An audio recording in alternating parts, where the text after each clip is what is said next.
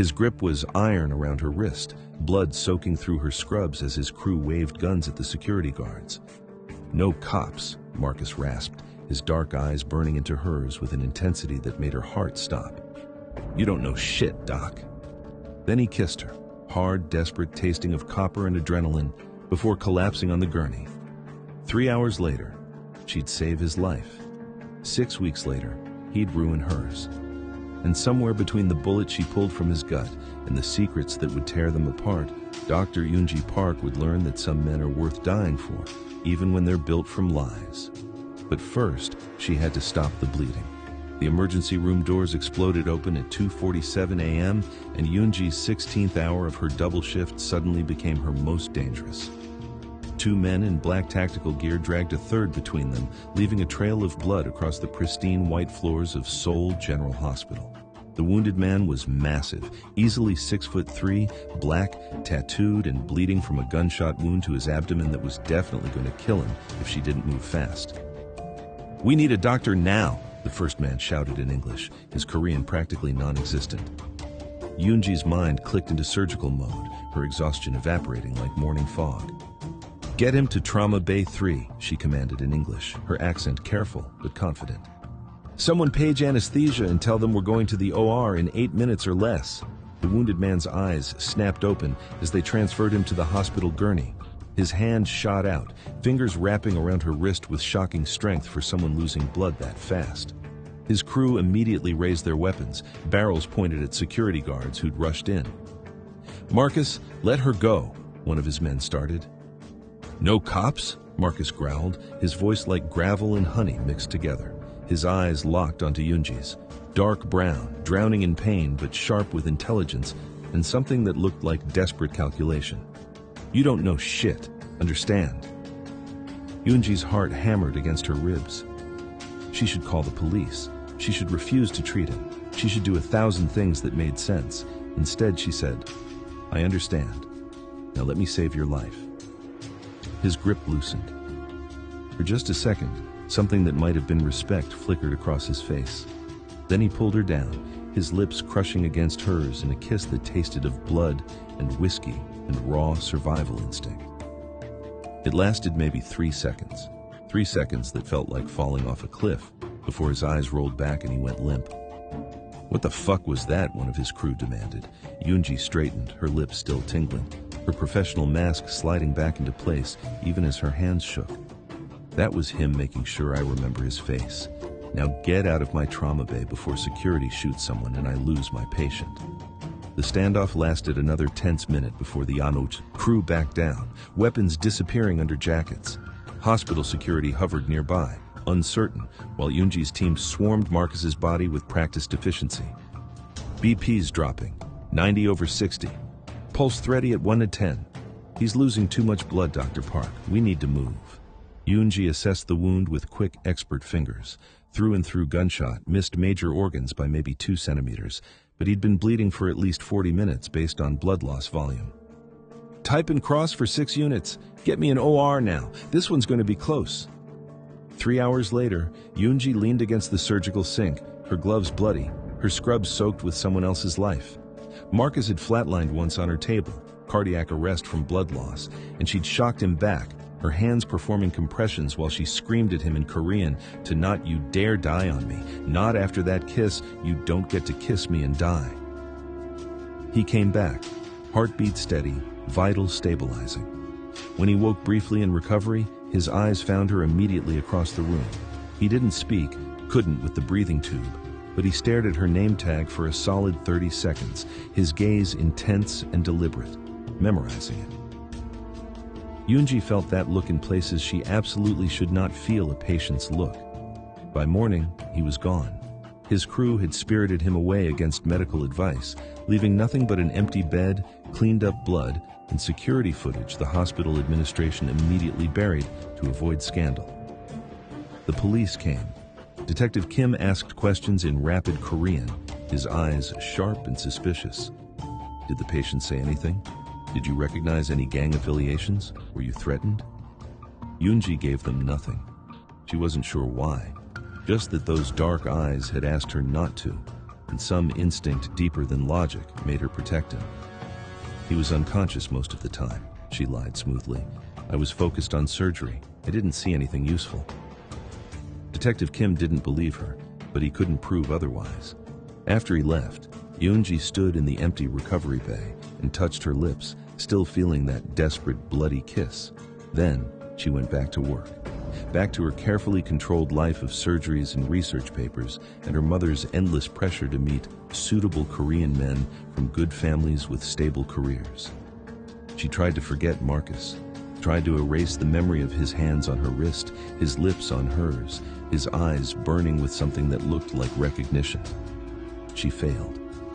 4 weeks later, Eunji left her late shift at midnight, exhausted down to her bones. The hospital parking structure was nearly empty, her footsteps echoing in the concrete space as she fumbled for her keys. A figure stepped from the shadows behind a concrete pillar. Eunji's heart stopped, then restarted at double speed when she recognized him.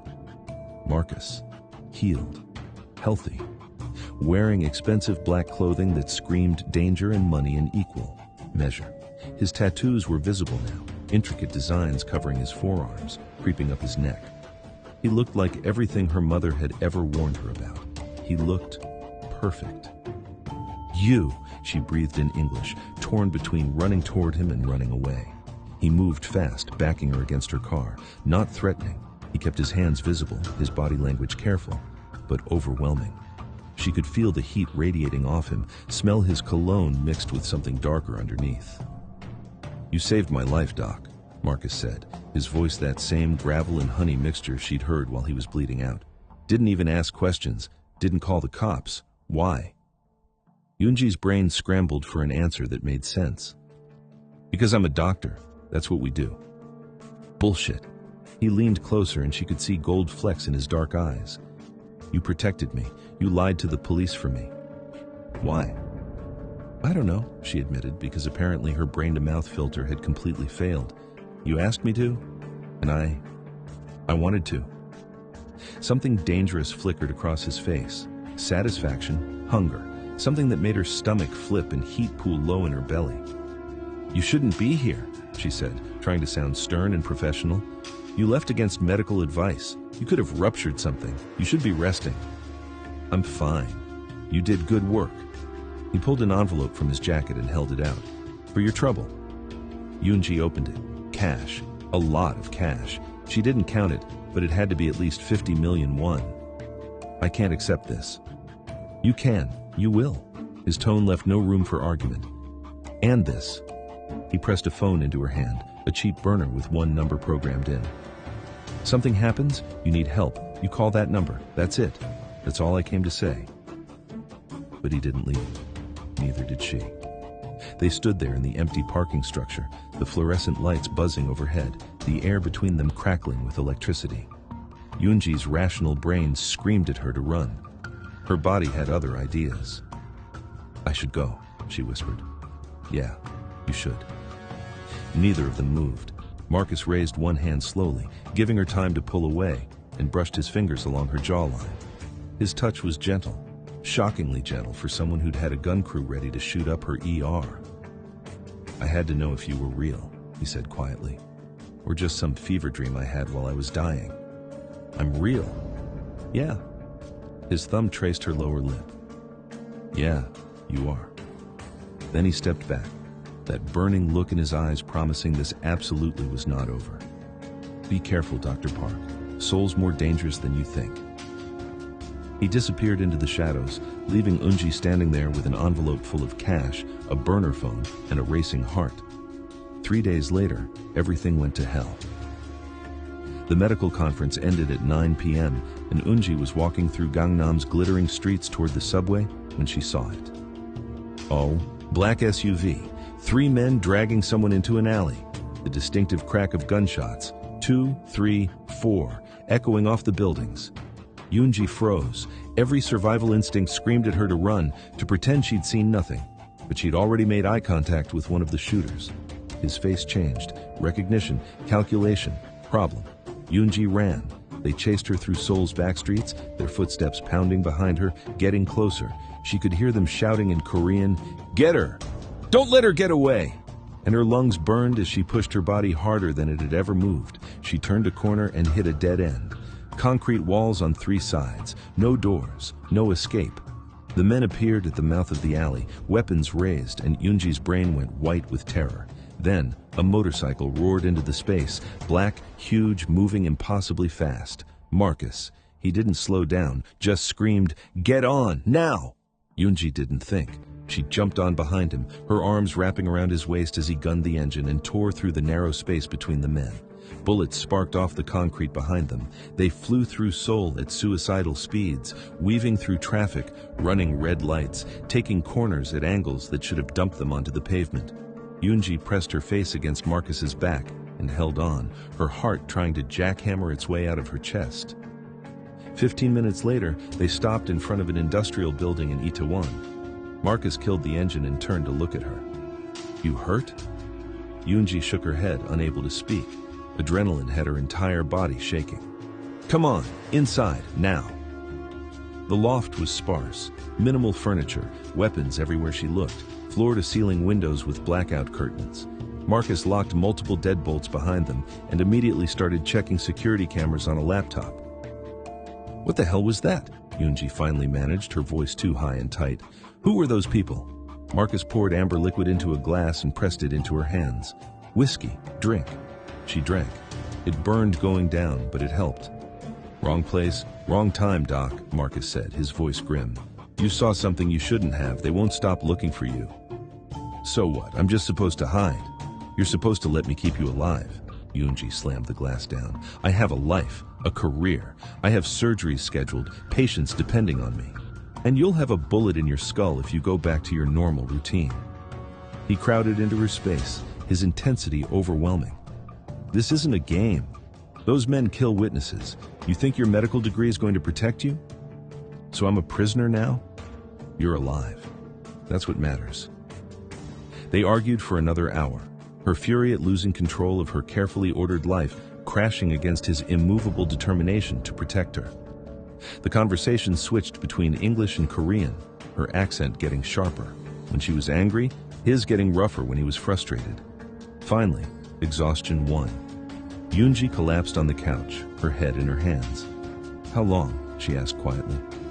"I don't know. Until it's safe. Until we figure something out." "We," she looked up at him. "There's a we now?" Marcus's jaw tightened. "Yeah, there's a we.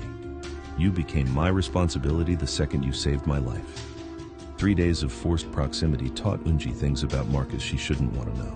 He woke up at 5 a.m. every morning and did 2 hours of brutal exercise. He cooked surprisingly well, American comfort food with Korean ingredients. He was left-handed. He read philosophy books in Korean with a dictionary beside him, learning the language properly instead of just street phrases. He had nightmares that made him wake up reaching for weapons that weren't there. And he watched her with an intensity that made her skin feel too tight. On the 3rd night, Eunji found a knife wound on his shoulder, fresh, still bleeding through his shirt. "When did this happen?" "This afternoon. It's nothing." "It's not nothing. Sit down." She cleaned and stitched the wound in his bathroom, her fingers steady despite the intimacy of touching his bare skin. Marcus's shoulder was pure muscle under her hands, warm and solid, his tattoos continuing across his back in designs she wanted to trace with her fingers. "You have a savior complex," she murmured, tying off the last suture. "Says the woman who saves people for a living." Their eyes met in the mirror. Something electric passed between them. That night, neither of them could sleep. Eunji found Marcus on the rooftop looking out at Seoul's glittering skyline. "I became a surgeon because I wanted control," she confessed, joining him at the railing.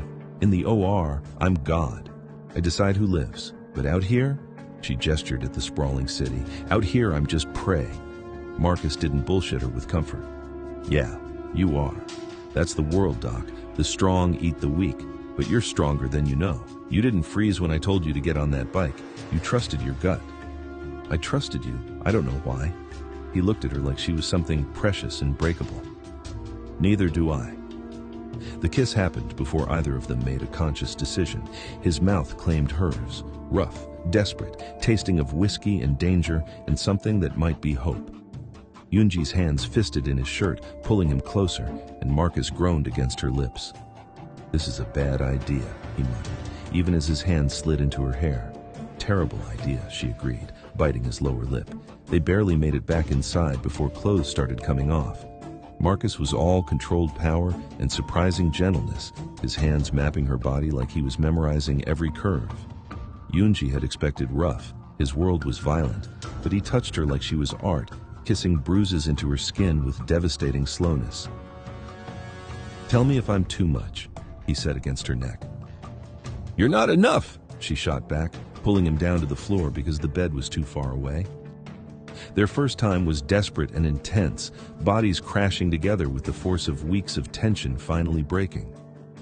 The second time, hours later in his bed, was slower, exploratory, almost tender. Marcus learned what made her gasp, where she liked to be touched, how she wanted to be held afterward. By morning, they were tangled together, sweaty and satisfied, pretending they didn't know this changed everything. A week into hiding, Eunji's life had become unrecognizable. She spent her days reading medical journals on Marcus's laptop and her nights in his bed, learning his body the way she'd learned anatomy in medical school, methodically, thoroughly, with focused intensity. He told her about Chicago's streets where violence was currency, about climbing through gang ranks, about learning to survive by being smarter and more ruthless than everyone around him. She told him about immigrant parents who sacrificed everything for her education, about the crushing pressure of medical school, about the loneliness of being excellent at everything except connecting with people. "When this is over," she started one night. "Don't," Marcus cut her off, his voice sharp. "Don't make plans. My world doesn't work that way." But Eunji was already hoping, already imagining a future that included him without the violence, without the running, without the fear. Marcus knew he was in trouble. He was getting attached, and attachment was liability in his line of work. Every time he looked at Eunji, brilliant, brave, completely out of place in his dangerous world, he wanted things he'd stopped wanting years ago. Safety, normalcy, a future that didn't end in blood. He wanted her, and that wanting was going to get them both killed. 2 weeks after going dark, Marcus made a calculated risk and let Eunji return to her apartment for clothes and important documents. He positioned men on every corner, watched security cameras, triple-checked the route. What he didn't account for was her mother. Mrs. Park showed up unannounced, using the key Eunji had given her for emergencies, and walked into the apartment to find her daughter packing a bag, while a tattooed Black American man stood guard at the window. The explosion was immediate and catastrophic. Mrs. Park started screaming in Korean, a rapid-fire assault of words that Marcus couldn't fully understand, but whose tone was universally clear: horror, disgust, fury. Eunji tried to calm her down, but her mother was beyond reason. "You're throwing away everything," Mrs. Park shrieked, switching to English when she turned on Marcus. "My daughter is a doctor, Seoul National University. You think I let her work that hard so she can waste her life on some gangster?" "Mom, stop. What would your father say? What would he think seeing you with this criminal?" Marcus stood perfectly still, his face a mask, but Eunji saw the flinch, saw the way her mother's words landed like physical blows. "Get out," Eunji said quietly. "What?" "I said get out, now." Mrs. Park stared at her daughter like she'd grown a second head. "You're choosing him over your family?" "I'm choosing myself. For the first time in my life, I'm choosing what I want instead of what you want, so get out of my apartment." After her mother left, slamming the door hard enough to rattle the walls, Eunji turned to find Marcus staring out the window, his shoulders rigid. "She's not wrong," he said. "Don't. You're throwing away your life for me, your career, your reputation, your family. What happens when this is over and you've got nothing left? That's my choice to make." But the damage was done. Marcus had seen the cost in real terms now, not abstract danger, but concrete consequences. Every day Eunji spent with him was another day further from the life she'd built. The guilt started eating at him. A week later, Marcus had to attend a sit-down with his crew. Too important to skip, too dangerous to leave Eunji unprotected. Against his better judgment, he brought her, positioning her in a private room above the nightclub where the meeting happened. Eunji watched through one-way glass as Marcus transformed. The gentleman who made her breakfast became something else, cold, calculating, radiating threat. When a rival crew member made a crude comment about Marcus's Korean bitch, Marcus moved like a snake striking. One punch. The man's jaw shattered with a sound Eunji felt in her teeth. No one else said anything. The meeting continued like nothing had happened while the man was dragged away screaming. Afterward, in the car, Eunji was shaking, not from fear, from the realization of what Marcus actually was when he wasn't with her. "This is what you are," she said quietly. "This is your normal." Marcus's hands tightened on the steering wheel. "Yeah, this is what I am, Doc. You want out, I'll arrange it. But you need to know what you're fucking with if you stay." "Do you enjoy it?"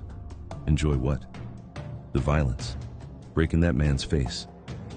Marcus was quiet for a long moment. "Sometimes. Not proud of it, but yeah. Sometimes there's satisfaction in making someone hurt who deserves it." Eunji looked out the window at Seoul passing by. "I save lives. You take them. How does that work?" "I don't know." That night they tried to have sex and couldn't. The disconnect was too strong. Eunji couldn't reconcile the man who touched her with reverence with the man who'd casually shattered someone's jaw. Marcus could feel her pulling away and didn't know how to stop it. They slept on opposite sides of the bed, miles apart despite sharing the same space. 3 days later, everything fell apart. Marcus got called to a weapons deal at Seoul's industrial port. He positioned Eunji in a secure location, an empty warehouse with clear sightlines, and gave her strict orders to stay put and stay quiet. Things went wrong immediately. Rival gang ambush, gunfire everywhere. Marcus moved through it like he'd been born in violence, precise, efficient, lethal. Eunji watched from her hiding spot as he executed 2 men with cold professionalism. No hesitation, no mercy, just quick, brutal death. This wasn't defense. This was his job, his skill set, what he was good at. When the shooting stopped and Marcus came to extract her, Eunji couldn't look at him the same way. His hands, those same hands that touched her so gently, were covered in someone else's blood. "Who are you really?" she asked in the car. "I'm exactly who I said I was." "No, you're not. The man I thought you were wouldn't kill that easily." "Then you don't know me as well as you think." Back at the safe house, they tried to talk. It went nowhere. Eunji wanted him to leave this life. Just walk away, start over, be someone different. Marcus told her that's not how it works. "You don't just quit," he said, his voice hard. "This isn't a job, Eunji. It's who I am. I was born into this shit. My father was a soldier, my brother's in prison, my cousin's dead because he tried to go straight and someone from the old neighborhood put 2 bullets in his head. This is generational. Then you're choosing violence over me. I'm choosing reality over fantasy. There's no happy ending here. There never was." Eunji felt something break inside her chest. "I actually believed we had a chance. How stupid am I?" "Not stupid. Naive. You live in a world where problems have solutions. My world doesn't work that way." The emotional distance grew like a chasm. They were still under the same roof, but miles apart. The sex stopped. The conversations dried up. They became 2 people trapped in an impossible situation, waiting for something to break. Eunji started making plans to take the witness protection offer she'd been avoiding. New identity, new life, never see Marcus again. It was the smart choice, the safe choice. It felt like dying. The gang situation in Seoul escalated to war footing. Marcus's superiors made the call. Move the civilian asset to Los Angeles for protection until things cooled down. On the plane, a private flight, no passenger manifests, no paper trail. Eunji couldn't sleep. She was leaving everything behind. Her career, her country, her identity, for a man who'd basically told her they had no future. She got up to use the bathroom and passed Marcus in the galley, speaking quietly on a satellite phone. His back was to her. He didn't know she was there. "Yeah, I know the operation's compromised," he was saying in English. "The civilian's secured. We'll hand her off to LA field office and I can get back to finishing this. 3 years undercover, I'm not blowing it now because of one witness." Eunji's blood turned to ice. Operation, undercover, civilian asset. She walked back to her seat on autopilot, her brain refusing to process what she'd heard. It didn't make sense. Marcus was a gangster. She'd seen him kill people. She'd seen him broken and bleeding in her ER. That wasn't undercover work. That was real. Wasn't it? When Marcus came back, Eunji was waiting. What operation? His face went carefully blank. What? I heard you on the phone. You said 3 years undercover and something about a civilian asset. So I'll ask again. What operation? Marcus closed his eyes. Fuck. Tell me the truth, right now, or I walk off this plane the second we land and you never see me again. For a long moment, Marcus didn't speak. Then, I'm DEA, Drug Enforcement Administration. I've been undercover in the Yakuza-affiliated Korean operations for 3 years. The gang, the violence, most of the persona, real, but in service of bringing down a trafficking network that moves heroin and fentanyl from Myanmar through Seoul to North America. Eunji's entire world tilted sideways. You're a cop. Federal agent, yeah. So everything, the shooting in my ER, the protection, all of it, that was part of an operation? No, that part went sideways. I actually got shot. You actually saved my life. But protecting you after you witnessed that hit in Gangnam, that endangered my cover. My superiors wanted me to cut you loose, let witness protection handle it. I refused. Why? Marcus looked at her with something that might have been agony. Because by then I was already gone on you. Because I couldn't stand the thought of you disappearing into Witsec where I'd never see you again. Because I'm a selfish bastard who wanted to keep you close, even though it was the worst thing for you. Eunji felt tears burning behind her eyes. So I was what? A complication? An assignment? No, fuck no. You were never supposed to happen, but you did, and He couldn't finish. Everything was a lie. Not everything, not what I feel. That's the realest thing I've got. I don't even know your real name, do I? Marcus Reed. That part's real. Chicago, the street shit, my history, all real. The only lie was which side I was on. That's not a small lie, Marcus, or Agent Reed, or whoever the hell you are. I know. Why didn't you tell me? He laughed bitterly.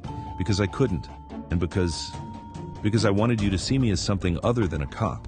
I wanted to be Marcus with you, not Agent Reed doing his job, just a man you could love without complications.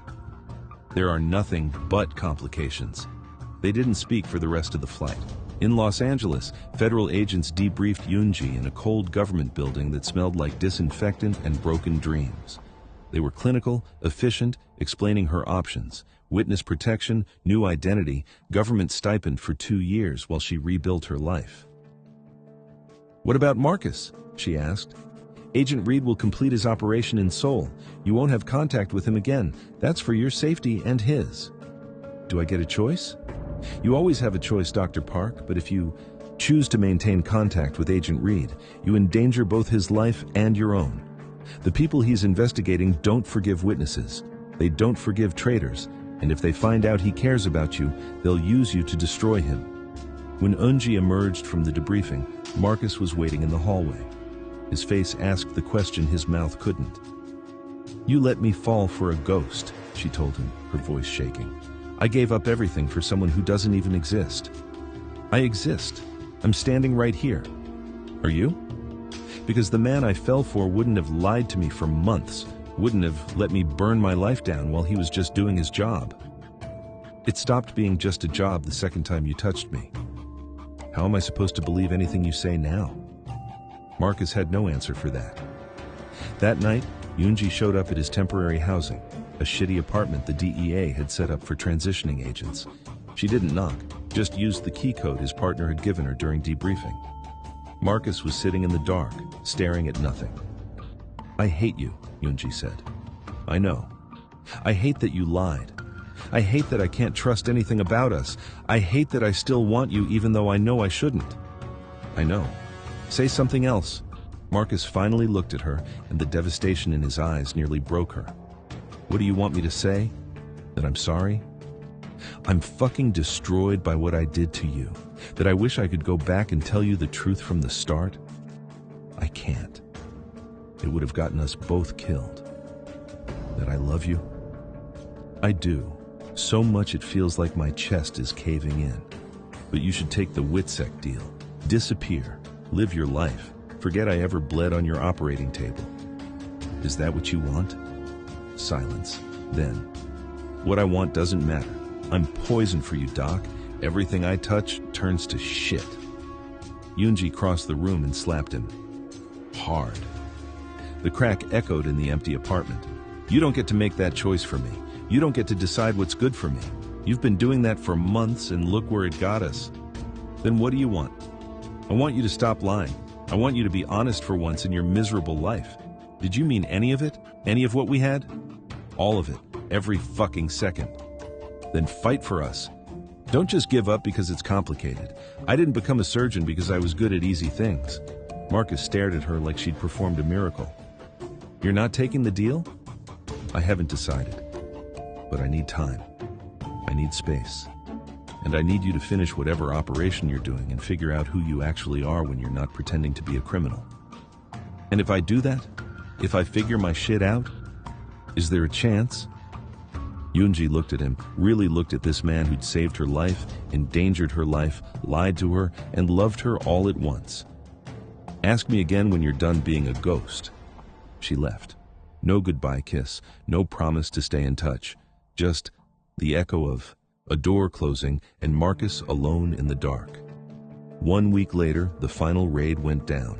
Marcus was first through the door, reckless, taking risks he shouldn't, fighting like a man with nothing left to lose.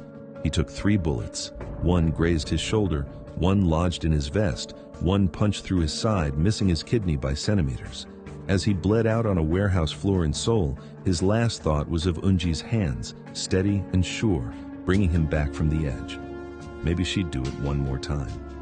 Maybe he didn't deserve it. Marcus woke up in a hospital bed, sunlight streaming through windows, the steady beep of monitors reminding him he was alive when he probably shouldn't be. And there she was, Eunji, in surgical scrubs, hair tied back, looking exhausted and furious and beautiful. You have a savior complex, Marcus rasped, his throat raw from intubation. Apparently I have a type, she responded, checking his vitals with practiced efficiency. Self-destructive men with death wishes.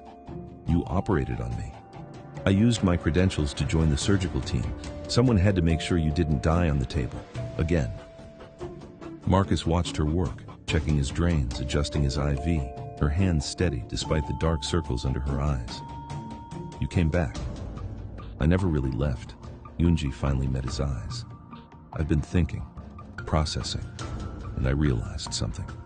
You lied about your job, not about who you are. The man who protected me, who opened up on that rooftop in Seoul, who looked at me like I was something worth dying for, that was real, wasn't it? Most real thing I've ever had. She sat down beside the bed, careful not to jostle his injuries. Tell me everything. No more lies. No more omissions. Everything. So he did. Marcus talked for hours, his voice raw but honest. He told her about joining the DEA after his brother got 15 years for dealing, about going undercover because he was good at it, too good, about 3 years of living a double life, about the violence he committed that was sanctioned but still haunted him, about the lines that blurred until he couldn't remember which Marcus was real anymore. I've done terrible things, he said quietly. Some for the job, some because the lines got blurred and I stopped caring. I can't promise you I'm a good man, Eunji. I'm probably not. Eunji processed this, her medical mind organizing information like symptoms and diagnosis. I don't need a good man. I need an honest one. Can you give me that? Yeah, I can do honest. Then here are my terms. She held up one finger. No more secrets. Not about your work, not about danger. Nothing that affects my safety or our relationship. Second finger. No more protection without consent. I'm not a damsel. I'm a partner or I'm nothing. Third finger. If you ever lie to me again about anything that matters, and I mean anything, I'm gone. No second chances. Marcus nodded slowly. I can agree to those terms. What about you? What do you need from me? He thought about it. Patience. I'm fucked up from undercover work. I'm going to have to relearn how to be normal, and understanding that some days I'm going to be a mess and not know how to talk about it. I can do that. "The operation's over," Marcus said. "The network's dismantled.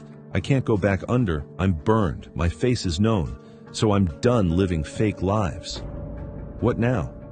"Now I figure out who Marcus Reed actually is when he's not pretending."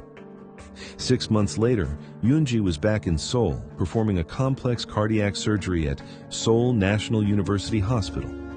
The viewing gallery had medical students, residents, and one man in dark clothing who watched her work with undisguised admiration. Marcus had been in therapy for 4 months, working through the trauma of undercover work. They talked every day, video calls across time zones, texts at random hours, learning each other's real rhythms. He visited Seoul when he could. She flew to LA every 6 weeks. They were building something real, something that accounted for their complicated realities. After the surgery, Eunji found Marcus waiting in the parking structure, the same place he'd first come back to her after disappearing from her ER. "You were magnificent in there," he said, pulling her close. "You watched the whole thing. Couldn't take my eyes off you. Seeing you in your element, powerful and precise, and completely in control. That's the sexiest thing I've ever witnessed."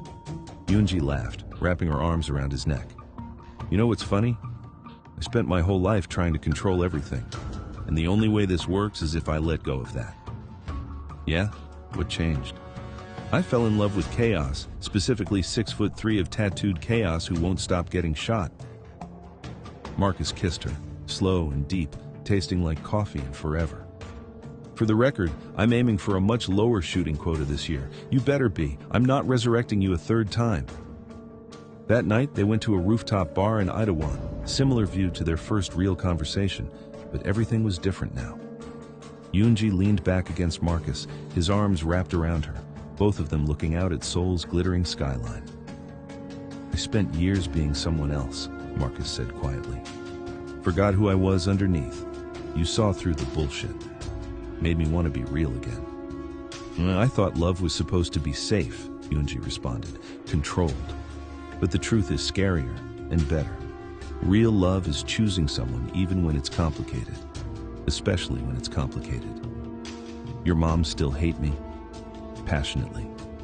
But she's starting to accept that I'm going to make my own choices, even terrible ones, like falling for a federal agent with a hero complex." "I thought you had the hero complex." "We both do. It's probably why we work." Marcus turned her around, his hands cupping her face with that same reverence he'd shown since the beginning. "I don't believe in fairy tales, but I believe in this. In us. In choosing to show up and be honest and try, even when it's hard." "That's enough," Eunji agreed. "That's more than enough." They didn't talk about marriage, didn't make promises about forever, neither believed in guarantees. But they believed in the choice, the daily decision to show up, to be vulnerable, to trust despite the fear. Later, in Marcus's hotel room, they made love with the intensity of people who'd almost lost each other. His hands mapped her body like he was relearning sacred geography. Her mouth traced his scars, old ones from the streets, new ones from the final raid, kissing each mark that proved he'd survived. "I love you," Marcus said against her skin. "Not the hero version or the cleaned-up version, just you, brilliant and stubborn and brave enough to love me back." "I love you too," Eunji responded, pulling him closer. "All of you. The darkness and the light, the agent and the man, every complicated piece." They fell asleep tangled together, Seoul's lights filtering through the windows, two people who'd found something real in the most unlikely circumstances. Morning came with coffee and laughter and planning Marcus's next visit. He had consulting work in DC. She had a surgery conference in Singapore. They'd meet in Tokyo for a long weekend in between. At the airport, Marcus held her close, breathing in her scent. 3 weeks. 21 days, I'll survive. Text me when you land. Text me when you miss me. I miss you already. Eunji kissed him one more time, then pulled away before she could change her mind about letting him go. She watched him walk toward his gate, this man who'd crashed into her life covered in blood and secrets, who'd lied to her and saved her and loved her despite all logic. Seoul General Hospital felt different when she returned to work. The familiar halls, the scent of antiseptic, the organized chaos of the ER. It was all the same, But she was different. She'd learned that control was an illusion, that real strength meant being vulnerable. That love wasn't about safety, it was about choosing someone despite the danger. When her phone buzzed with a text from Marcus, just a photo of his terrible airport coffee with the caption, "Missing you already," she smiled and sent back a heart. They didn't have a conventional love story. They probably never would. But they had something more valuable: truth. Complicated, messy, hard-won truth. And that was enough to build a future on.